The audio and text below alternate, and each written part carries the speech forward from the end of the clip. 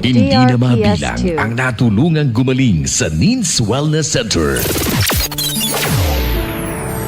Ako po si Lara Jaris Marceliana from Lipason, Pilar, Sorsogon. Dati po akong private school teacher sa Cavite, Las Marinas po. So, umuwi po ako para magpagamot kasi every week po ako nasa ospital sa Cavite. Halos hindi po ako makahinga. Sobrang sakit po ng sa tiyan po. Tapos ang bigat po ng pagkiramdam ko. Kaya hindi ko na po alam na gawin ko. Lahat po injection sa Manila. Halos every week po.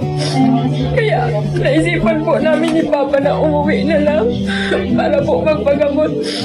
Halos ayaw ko na po mapunta sa ospital kasi lahat po antibiotic lang. Pero may nagturo po sa akin yung tito ko po dito sa NINS Wellness Center.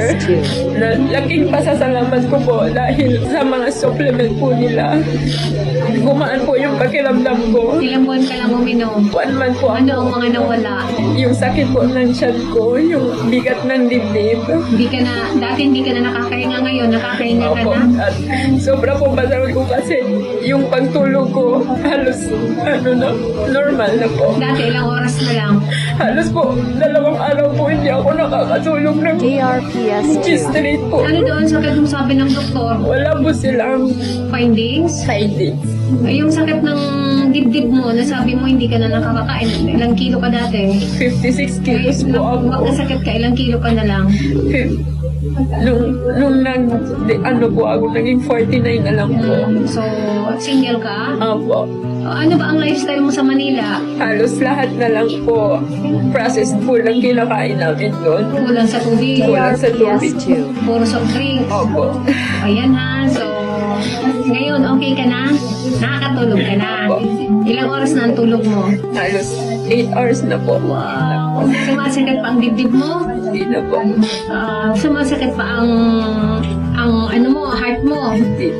Nawala na yung bigat? Opo. Ano masasabi mo sa mga supplement ko? Kaya sobrang pasalamat ko po dahil mayroon po kayong mga supplement na nakakatulong sa DRPS2. ng tao. Mm. Kaya ano sabihin mo sa mga may sakit dyan, itry nila ang I-try po nila yung may mga may sakit po dyan. I-try po ninyo yung NINS Wellness po. Sobrang tulong po. Sobrang laki po ng tulong nila. Lahat kami napaiyak po. Tingnan mo sila, umiyak na rin.